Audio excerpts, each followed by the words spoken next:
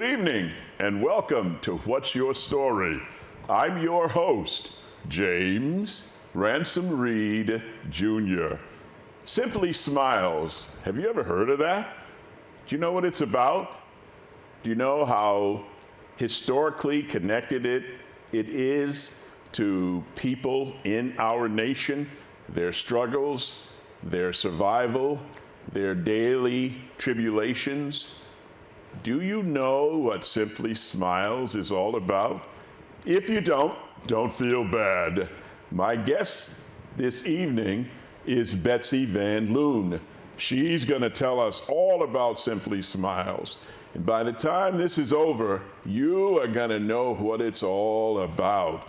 So sit back, and for the next hour or so, we're going to go down the Simply Smiles road and inform you about something that is critically important in our life, in the life of this nation, and in the lives of Native people. Betsy, welcome to the show. Thank you, Jim. All right. How long have we been trying to get you here? A year. A year. 1 year we've been trying to get Betsy here. And finally, I guilt tripped her, and she said, okay, I can do this. All right.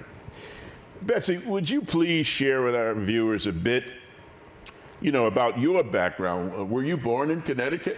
I wasn't, Jim. I was actually born in New Jersey, but moved with my family, obviously, at the age of 3 to New Canaan, Connecticut, outside New York City, Fairfield County, and then moved up to this area in 1971. So you're a Jersey girl. I am. That's the reason my husband would marry me. Oh, is that right? Because I was born in New Jersey. Was he born in New Jersey as well?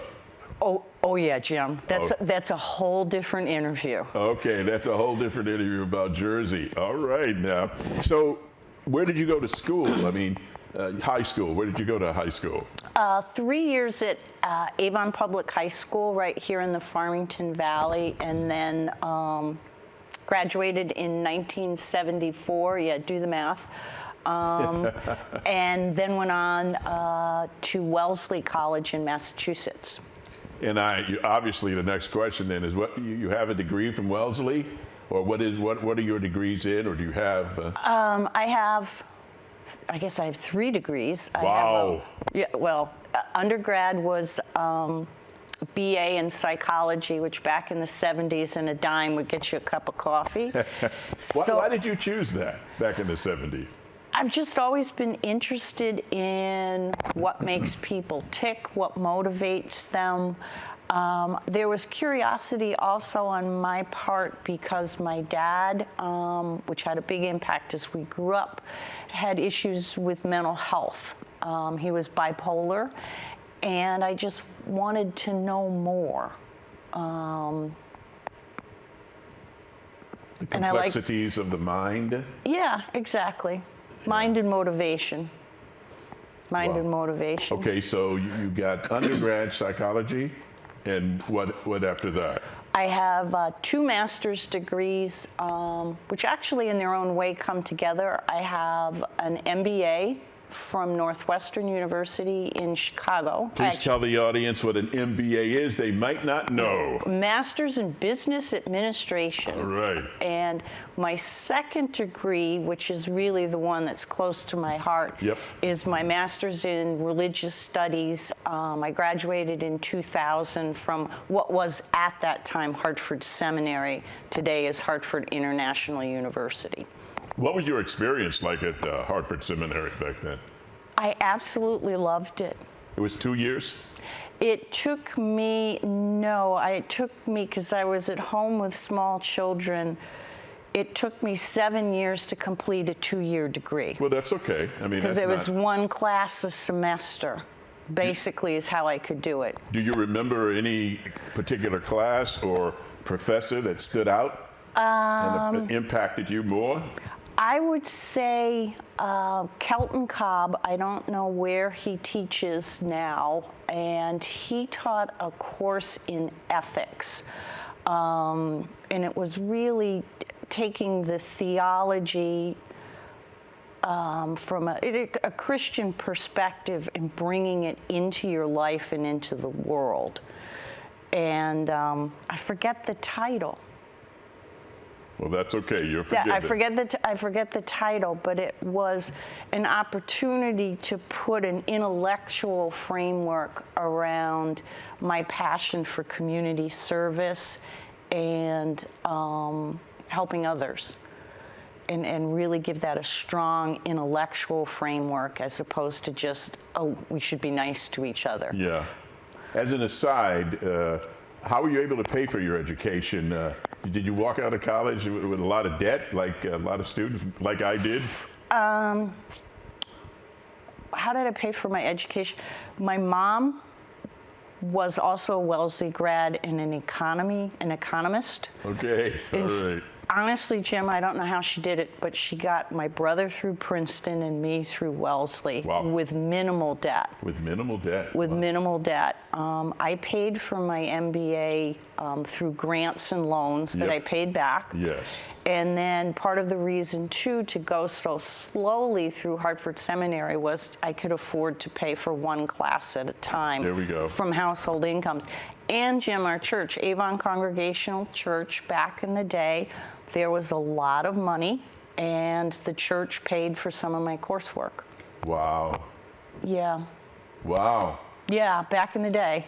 That's amazing.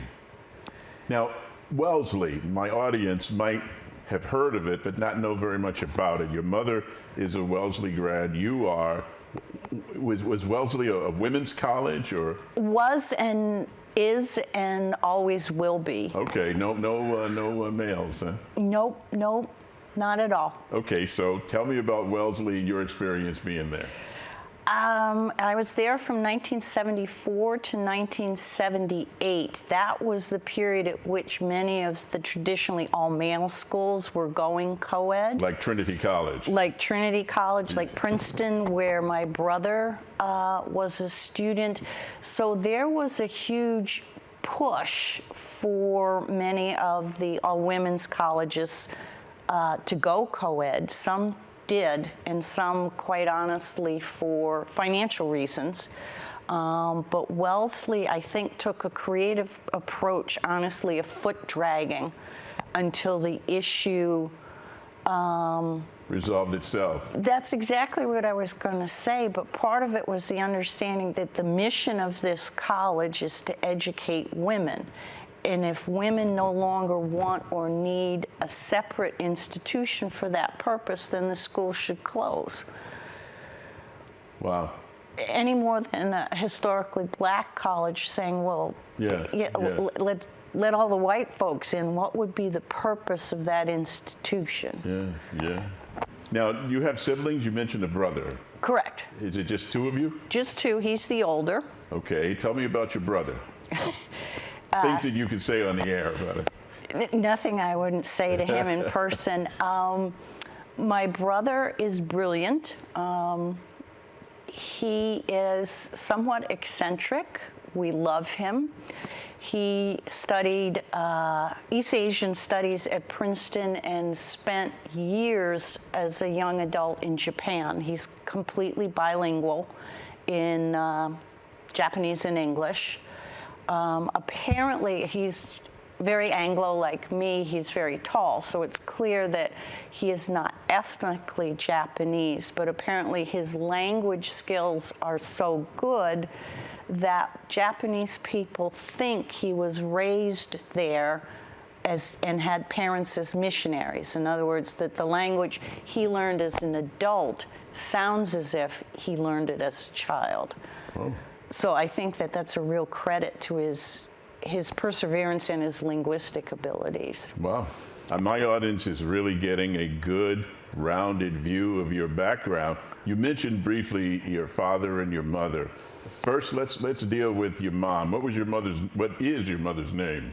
Her original name was Marjorie Wolfe. She grew up outside of Philadelphia. My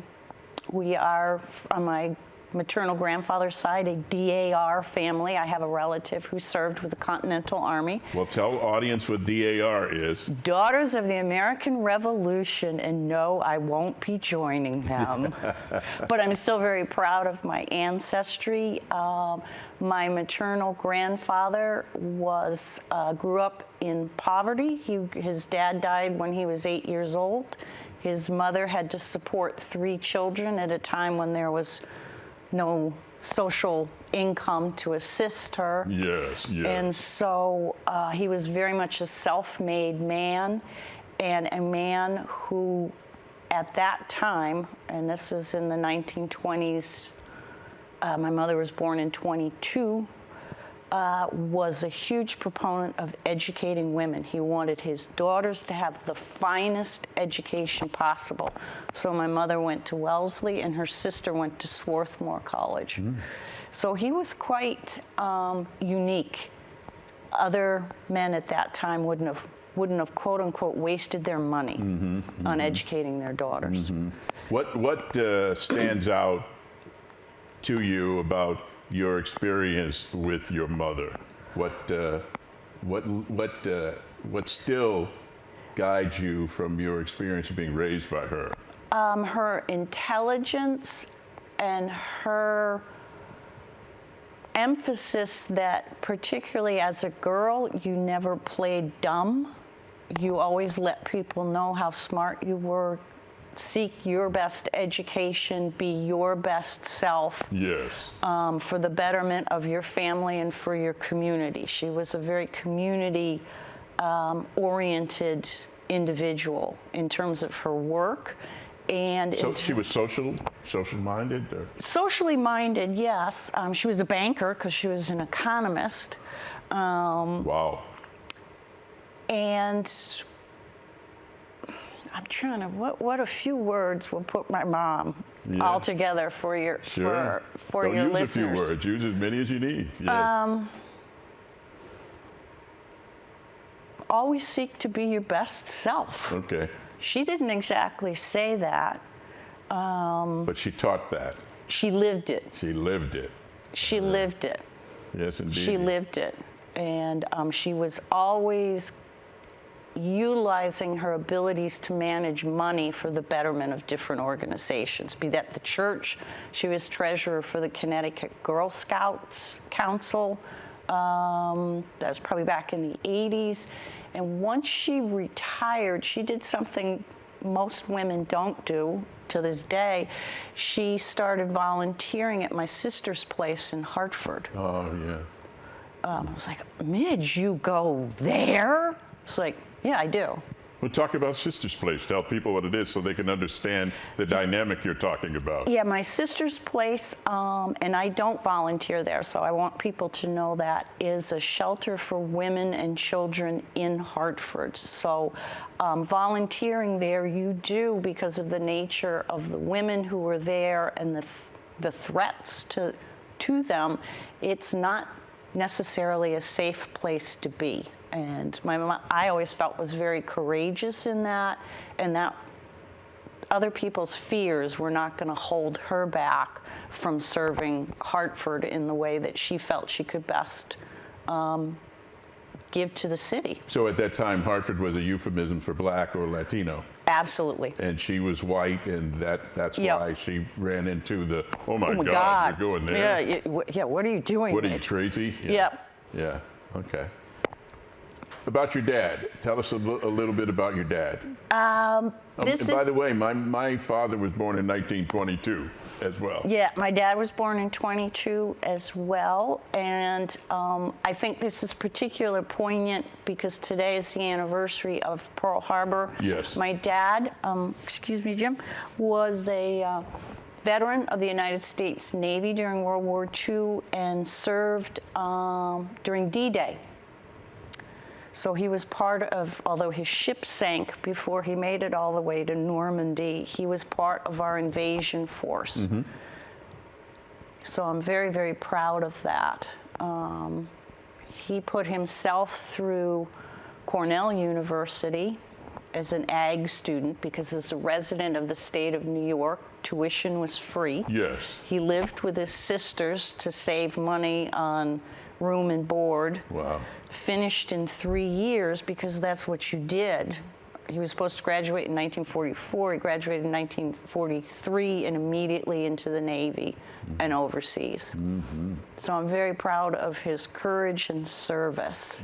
The hard thing about my dad was his struggles with being bipolar in a time when you just didn't talk about mental illness. How did you your family know that he was bipolar? Was he diagnosed as such? You could tell by his behavior, Jim, when he went into his manic episodes, there was absolutely no doubt about something was going on. Although at that time, it was simply explained to me as a quote-unquote nervous breakdown. I don't think the language or the diagnostic tools were, this is in the 60s, as far along as they are today. And honestly, today, it's like, who isn't bipolar?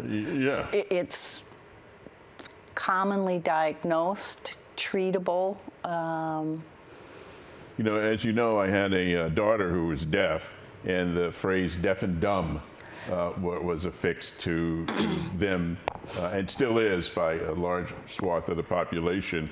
She was deaf, she was not dumb. Dumb, yeah. You know, so, but I understood dumb to mean not able to communicate with the mouth as well. But yeah, so I'm feeling you. I know what you're talking about, the stigma that people face because of what today is very treatable and very normal. And it became that way because people talked about it, because it was pulled out of the closet, because the stigma of shame attached to it has been stripped away. That's what changed things. Yeah. Yep. And the diversity, although lithium, as I understand it, is still the #1 treatment for people with bipolar disorder, there are other options out there now. But pulling this out of the closet, particularly for a man of my father's generation, to admit having a weakness or an imperfect, nope. And the honest truth is, Jim, he didn't want to take meds because he loved to be high, to be manic, to be all-powerful. That is an interesting thing. He loved it. You're ruler of the universe. Who wouldn't want to feel like that? Wow. Man, I've interviewed a lot of people. That's really going to stick with me. Yep. He loved the times he was manic. He admitted it. Yep. Wow. Let's go back a little bit, Betsy. My audience is still learning about you, and we're going to get to Simply Smiles, I promise them. But your childhood, I've learned that a lot of a person's childhood experiences manifest themselves in many ways when they become adults. What about your childhood? Was it a happy childhood? Did you have plenty of food? Did you live in a nice neighborhood? Did you go on vacations? Did you fight each other? What was your childhood like? On the surface, Jim, I would say it was very quote-unquote normal. Okay. We're a white middle-class family coming out of the World War II era. My dad had the benefits of the GI Bill for education, for purchasing a home, benefits that were denied to most, if not all, service people of color. Yeah. But there was always that secret in the closet about my father. So I think that helped me now in my maturity, that knowing everything wasn't perfect and not what it seems on the surface helps you develop more compassion in your life because you never know what's happening for somebody else. And we lived, again, very comfortably most of the time, but with my dad's mental health issues, he would work very successfully. He was a corporate attorney. He'd become manic, lose his job. So the family went through these series of financial ups and downs that my mother, through her savvy, could navigate. But there were some times when it was pretty close to the bone, but I really had no idea. till I grew older. It's like, how did my mom feed us? We got a 5 there, Jim. Yeah. Go on. And she did, let alone put us through school. That's an amazing. But the ups and downs, but that's where the basis of compassion, I think, comes from, because it wasn't all given to me or easy. Yeah. Now I can look back and say, yeah, I'm glad for it. At the time, no thank you. Mm-hmm. But. Wow. You know, you are a part of a very unique organization called Simply Smiles.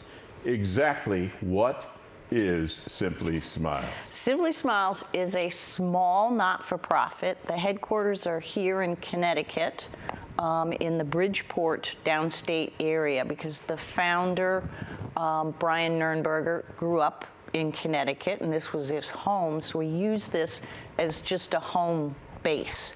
And it also provided links and resources. Simply Smiles has 2 children's homes, one in Oaxaca, Mexico, where I visited twice. I've been down there and hope to go again, now that the pandemic is, we hope, receding. And also now a village, a foster children's village on the Cheyenne River Sioux Tribe Reservation in South Dakota, where I've been, I want to say 10 times now. I started volunteering on the reservation, I believe it was in 2012. Yes. And with some time skipping because we couldn't travel, and the reservation was also closed to outsiders during the worst of the pandemic. Mm-hmm. So been going there regularly for 10 years. So it was founded, but what was its purpose? What was its target mission? What was it supposed to do? Target mission is in the name, not to be confused with Smile Train for children with cleft palate, and the medical treatment to correct that. Yes. Simply Smiles, the goal is, if in your work, either as a volunteer or as a professional, you've simply helped a child smile today, you've succeeded. The foster homes, both in Mexico and South Dakota, do a lot more than that, but the decision has been by the board of Simply Smiles to keep that name, to remind all of us that creating opportunities for children to be safe and to be smiling is worthy work in this world. How did you get involved with that, Betsy? United Church of Christ, Jim. So not our congregation in Avon directly, but the Farmington Valley Association of United Church of Christ had some money, which was given to Farmington Valley churches to provide scholarships, if you will, supplements to the cost of going on one of these volunteer trips. Yeah. And so I could get started because there was a little bit of extra money to overcome the cost of some of this travel. So that's how you got involved, through the UCC? Mm-hmm. Okay. Yep, and that's the United Church of Christ here in Connecticut. Yes. Fairfield University and Sacred Heart Universities have always been, for the 20 years that Simply Smiles has been in existence, supporters of the organization, typically through organizing and providing volunteer groups to go either to Mexico or out to South Dakota. Okay, hold that. We're going to do a part 2, all right? All right. That's all the time we have for part 1 of this episode with Betsy Van Loon on Simply Smiles. Stay tuned for part 2. I'm your host, James Ransom Reed Jr. Everybody has a story. Until next time, what's yours? Good night.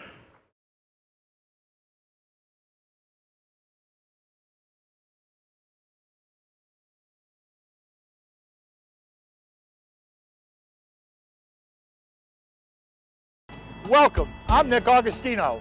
I'd like to welcome you to the Clam Box, where we do seafood our way. We got lobster roll, fried clams, fish and chip, fried shrimp, and our famous onion rings. We put a lot of precaution into the safety for you and your family.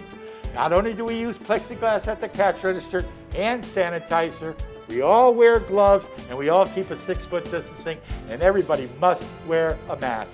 We carry all the options. We got DoorDash, Grubhub, Uber Eats, and of course, we got curbside where we bring it right to your car. Online ordering is available at clamboxnewbritain.com or by calling us at 860-357-3118. The Clam Box, 586 West Main Street, New Britain.